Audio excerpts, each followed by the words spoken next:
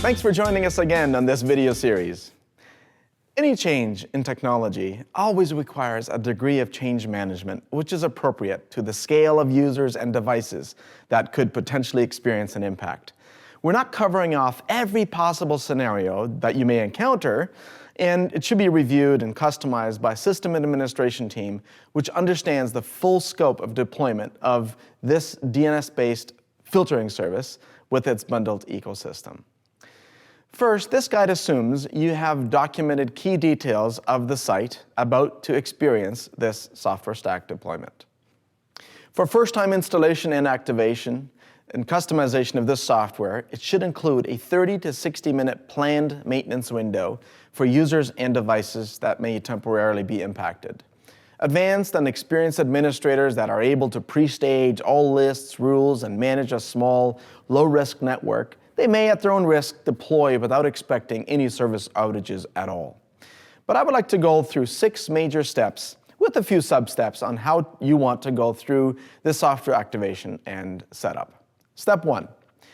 If this stack represents an additional gateway on an existing network segment, you want to first stop the DHCP service on the original gateway. Your system administrator will be aware of both the consequences and necessities of this. Step 2, you want to start the DHCP on your new gateway, assuming it's the new single gateway on a single directly attached LAN segment. If that doesn't describe your setup, feel free to use our support to obtain some environment-specific support and best practices. Step 3, activate the software by visiting the UI under the Gateway menu and visiting Gateway.Management. Step 4, validate your software status by verifying you are online. Step 5, these are some quality assurance checks. From the Devices section, expand the list and location of your device that you're on and edit it to allow to view all logs, and then confirm with the Who Am I at mytools.management. You want to review the logs at mytools.management and verify the dashboard links back to your cloud dashboard. Also verify that My Box links back to your edge device for administration purposes. Step 6, you want to validate one more end-user device. This is preferably an endpoint device behind a cascaded switch or maybe a Wi-Fi access point to ensure that layer 2 visibility is maintained. In other words, make sure that the device's MAC address in the dashboard is the device's real MAC address. And if it's not, you probably do not have layer 2 visibility. If at this point there's no further customization to be applied, all devices behind this configuration will be treated with the default rule set or policy. This is rarely sufficient, so the next set of documentation should be followed as well in order to further customize the filtering and security to the specific needs of each environment. This is especially important in an Active Directory environment where devices are now asking your edge to resolve the Active Directory domains. Rainbow lists and activations are required to restore Active Directory and authentication functionality.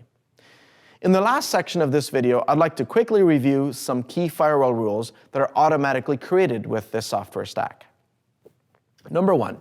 TCP port 443 traffic that's arriving on the internal interfaces is rejected. It's not dropped, but rejected.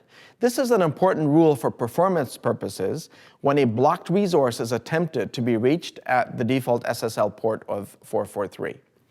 Number 2, TCP port 6373 is forwarded to port 80 on the TUNTAP adapter so that the block page can be displayed without impacting any other internal web services.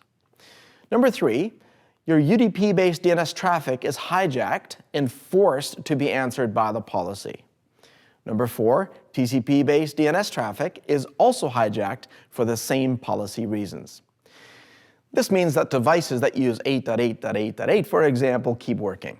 But instead of actually asking Google for DNS resolutions, such devices just get the answers they should be receiving.